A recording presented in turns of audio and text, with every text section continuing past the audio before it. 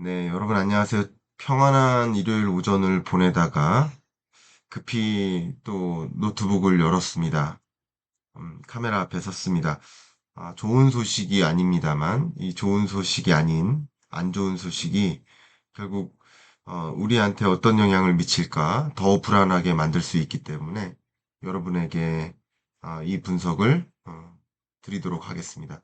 저도 오전에 글을 쓰다가 스테이블 코인에 대한 연구를 좀 하고 있다가 기자들한테 불현듯 전화를 좀 여러 개 받았습니다. 역시 미국의 참전 소식이 알려지면서 기자들이 또 그것이 경제적으로 어떤 영향을 줄 것인지에 대해서 어, 뭐 전문가 커멘트를 받기 위해서 질문을 주는 것 같습니다. 지금 이 시간 제가 이 즉시 분석을 통해서 말씀드리는 이 내용이 공식적으로 모든 기자분들이 활용할 수 있는 코멘트임을 공지하고 여러분들이 기사 쓰실 때 지금 말씀드리는 내용 편히 활용하셔도 좋겠습니다. 제가 어젯밤에 이렇게 라이브를 했었습니다.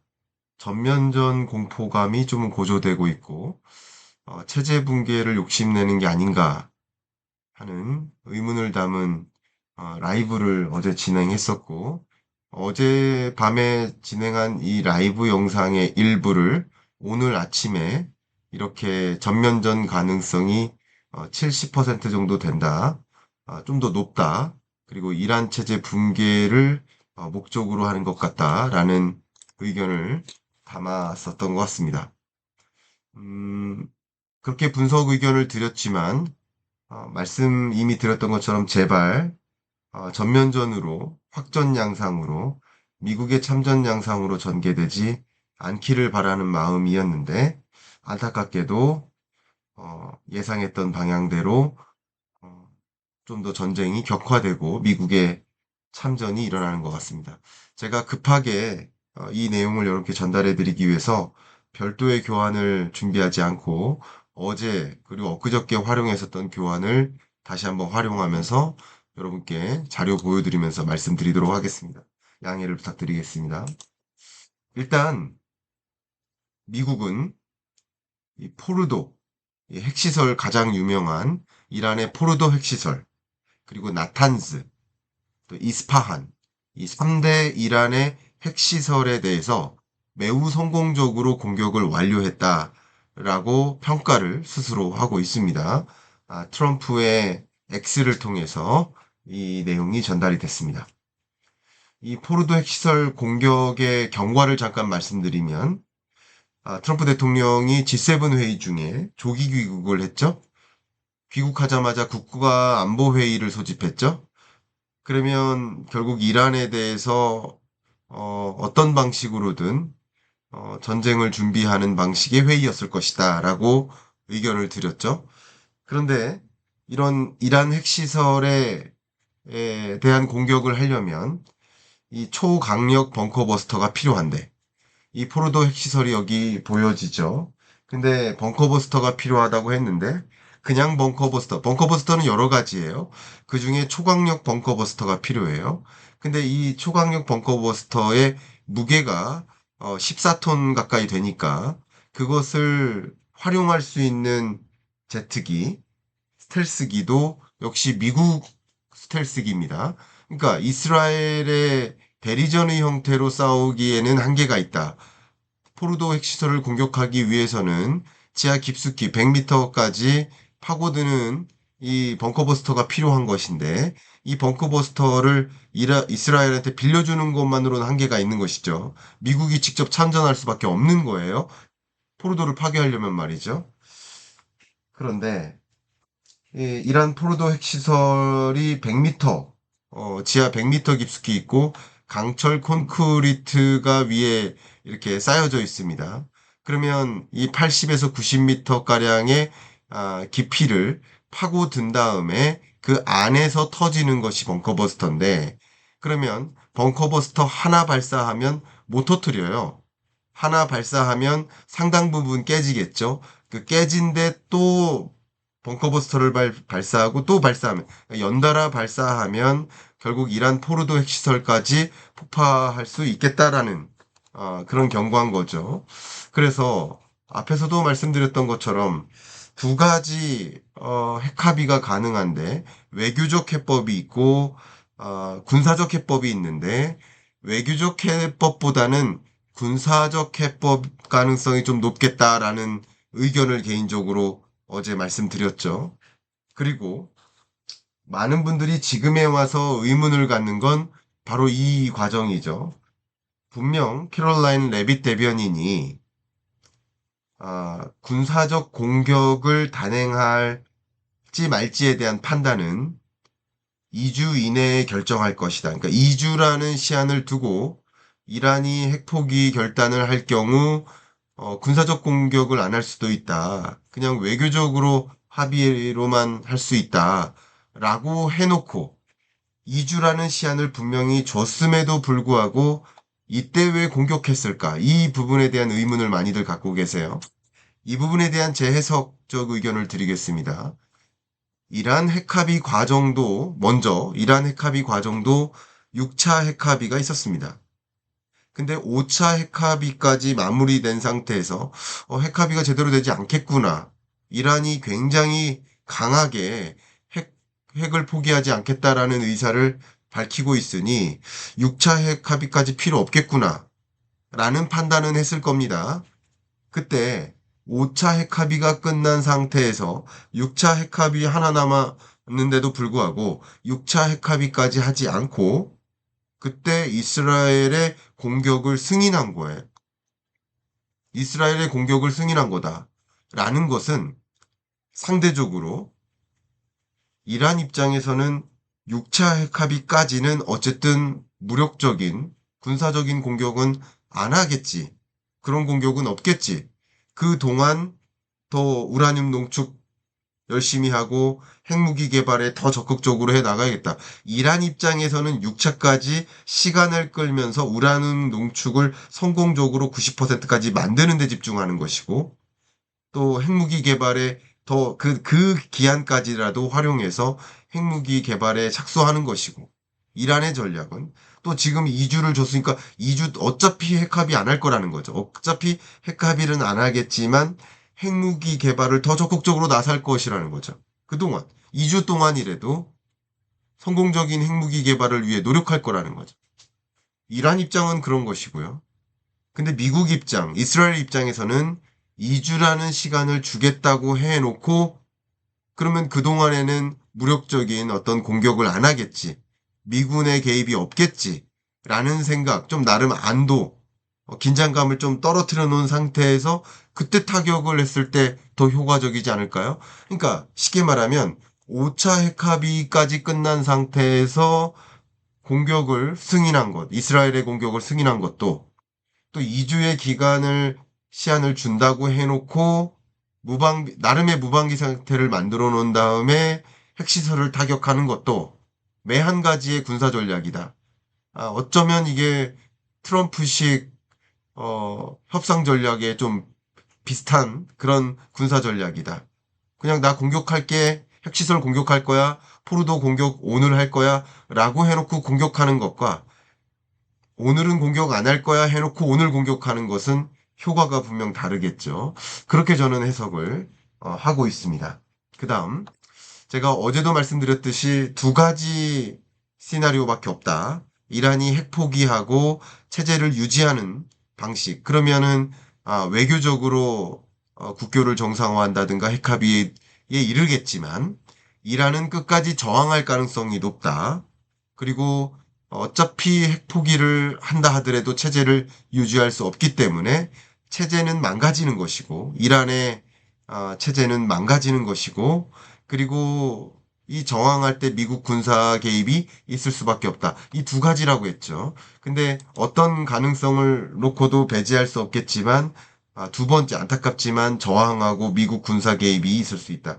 근데 미국 군사 개입이 있게 되면 역시 중동 내 미군 기지를 공격하는 이란의 공격이 가능할 수 있고 또 중동 내 친이란 무장 세력들이 이 친이란 그 무장 세력들이 그동안 주변 그 아랍 국가라든가 이 중동 내에서 이란의 배후 세력들이 있었거든요. 결과적으로는 이들이 반군 세력으로서 테러를 저지른다든가 또 일정 부분 미군 기지를 공격한다든가 그러면 더 중동의 참전, 확산, 전면전으로 치닫게 되는 거죠. 그러니까 미군의 개입이 무조건 좋은 결과를 초래할 수 없고 그동안에도 미군이 중동 전쟁에서 이렇다 할 성과를 낸 적은 별로 없었어요. 근데 어쩌면 저의 해석은 지금 미중 무역 전쟁이나 미국발 관세 전쟁이나 세계 많은 국가들의 협상이나 또 이번에 아침부터 이야기 나왔던 방위비 분담금이나 이런 부분에서 많은 나라들이 말을 듣지 않거든요. 중국 말을 듣지 않고요. 사인 안 해주고 있고요.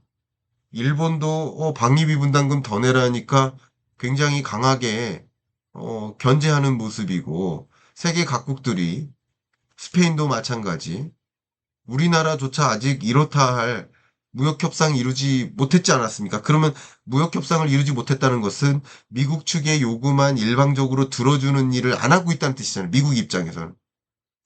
그런 상황에서 지금 이란을 공격하는 것은 어쩌면 미국의 건재함을 보여주기 위함이다.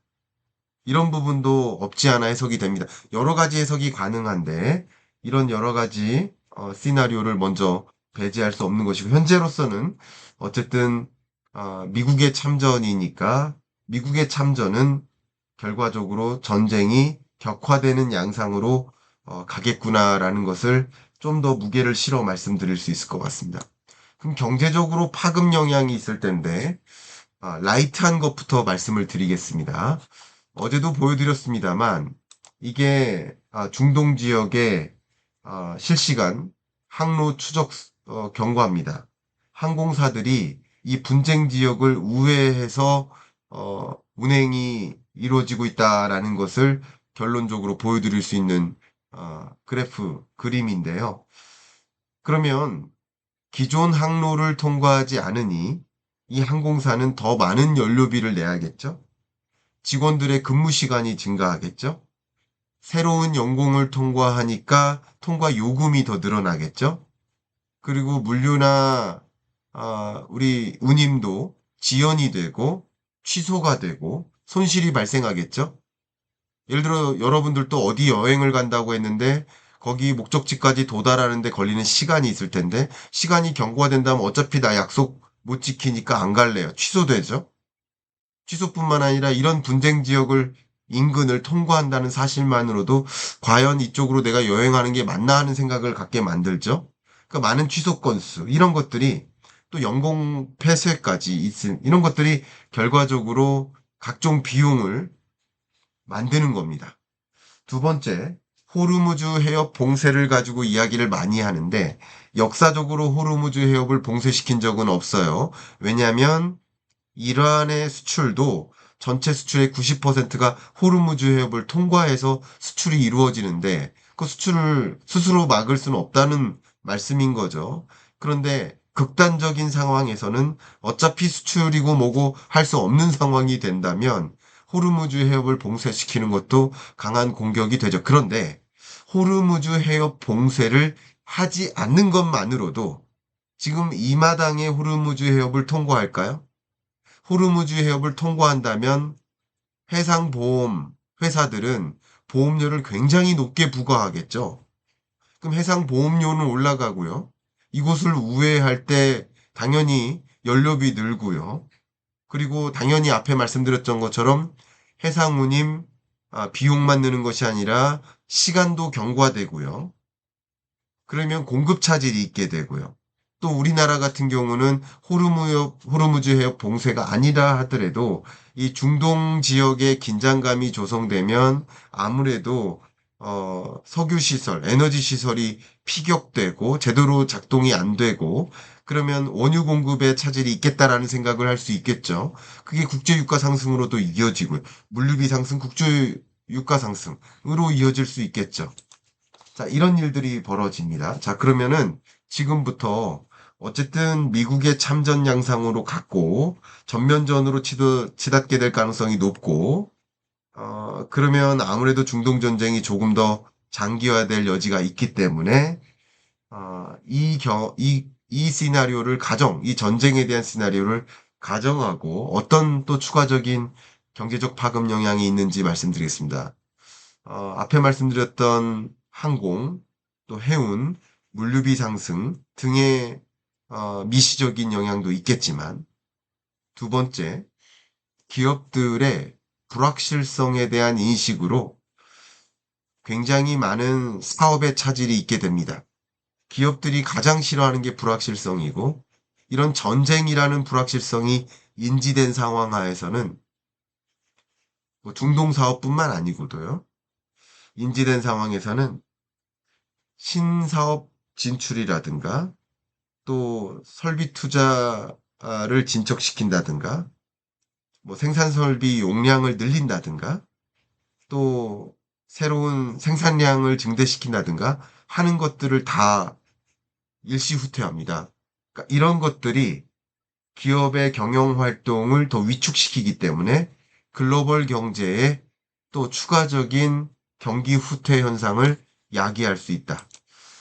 그동안 IMF의 전망도 그렇고 OECD의 전망도 그렇고 월드뱅크 전망도 마찬가지지만 2025년에는 관세 전쟁으로 그 불확실성 때문에 세계 주요 기업들의 경제 활동, 생산 활동을 위축시키고 그게 경제 성장률을 일시적으로 후퇴케 만드는 요인이 된다라고 말씀을 드렸습니다. 근데 이번 일은 중동 전쟁은 이 격화되는 양상이니까 추가적으로 경기를 후퇴시키는 세계 경제의 실물 경제를 추가적으로 성장세를 더 후퇴시키는 그런 요인으로 작용할 것이다.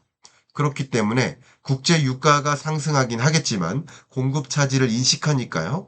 그러나 장기적으로 2022년처럼 원유 수요가 줄어드는 국면이기 때문에 국제 유가 상승이 장기화하거나 2022년처럼 국제 유가가 굉장히 높게 125달러까지 치솟거나 하는 일까지는 벌어지지 않을 거라고 생각합니다.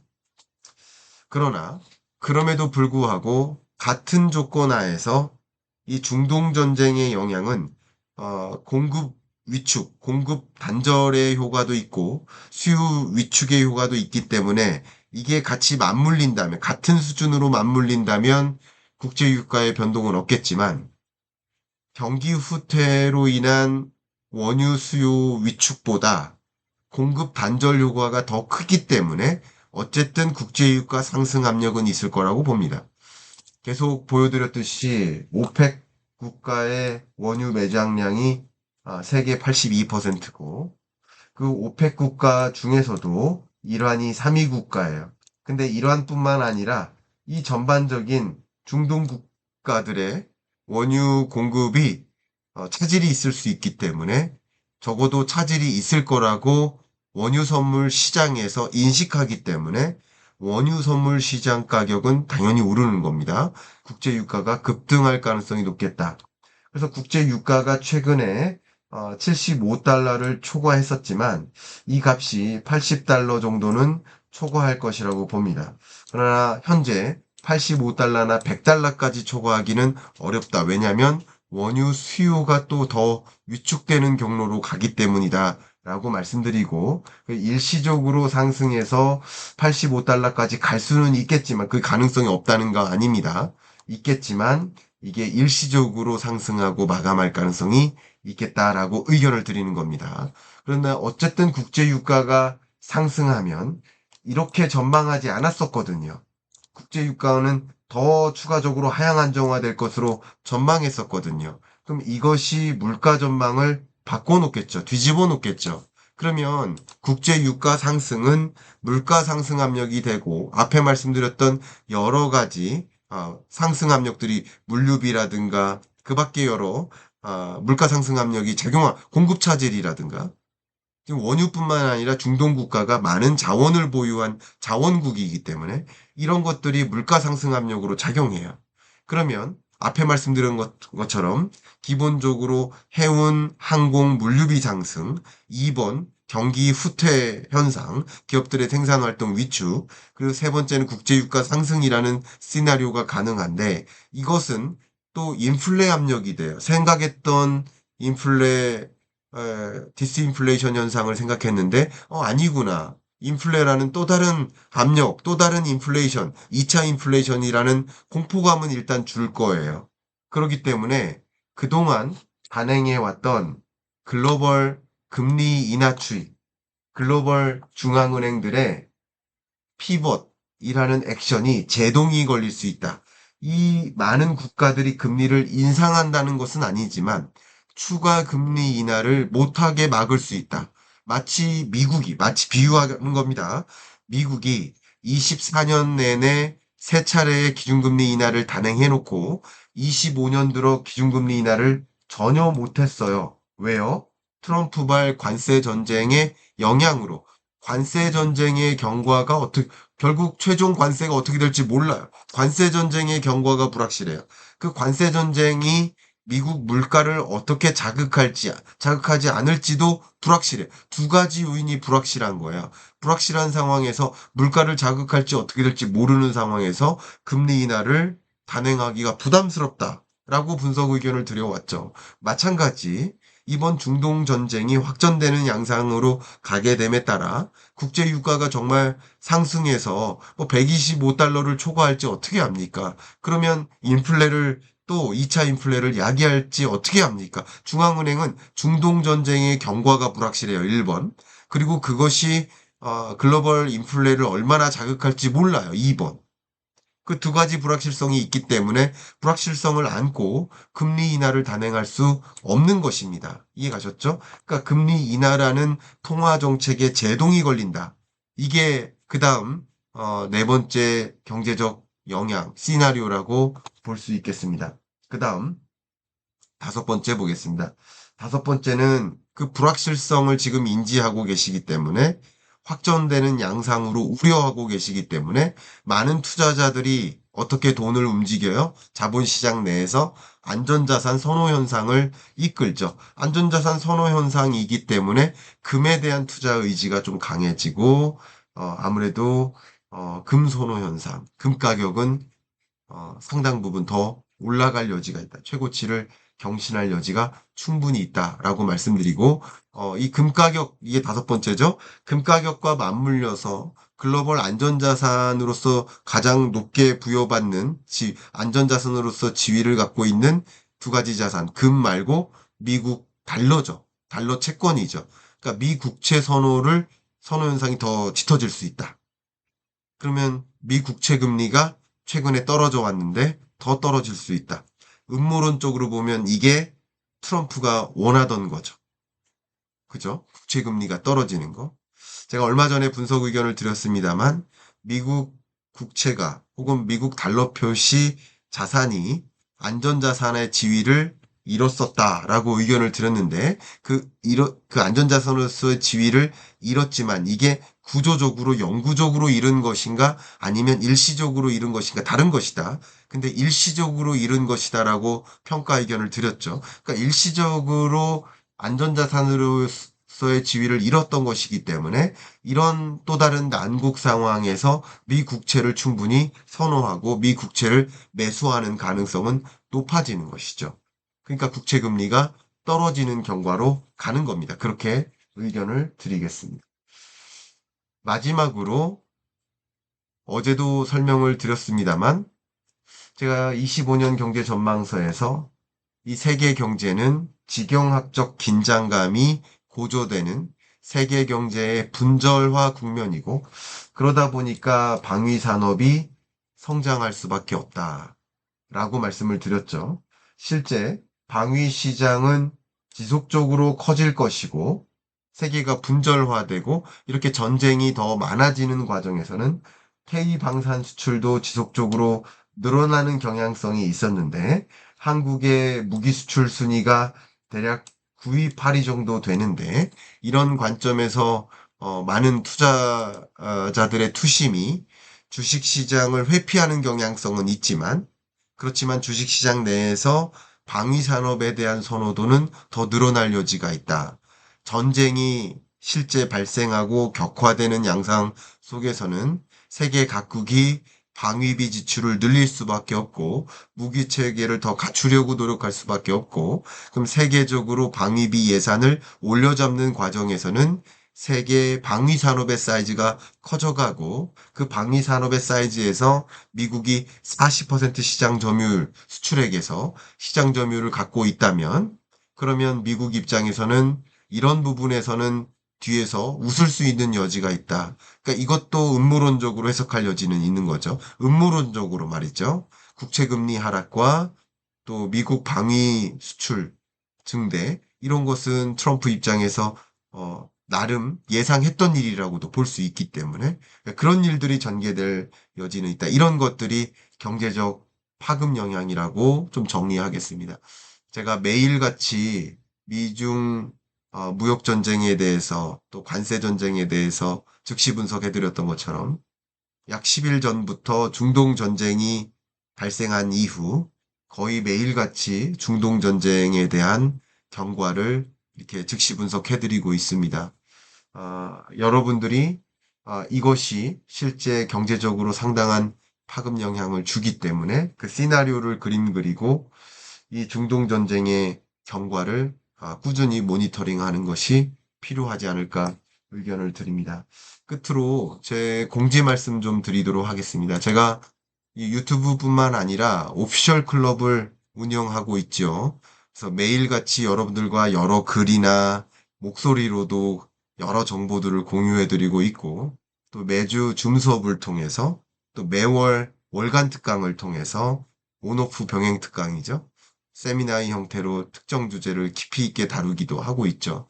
여러분들이 이렇게 요동치는 흔들리는 경제 국면 속에 좀 울타리가 있었으면 좋겠다 하신다면 또 경제 공부 좀 제대로 해보았으면 좋겠다 하시는 분이 계신다면 이 오피셜 클럽 고정 댓글 상단에 링크를 안내해 드릴 테니까 확인해 주시기를 바라고 이상 마무리하겠습니다. 부디 하루빨리 이 전쟁이 마무리되고 핵합이 이루고 그리고 좀 평화롭게 좀 즐거운 뉴스로 여러분께 경제적 파급 영향 시나리오를 즉시 분석할 수 있기를 좀 기대하면서 저도 매일 이렇게 전쟁을 이렇게 다루니까 참 웃지 못하고 그죠?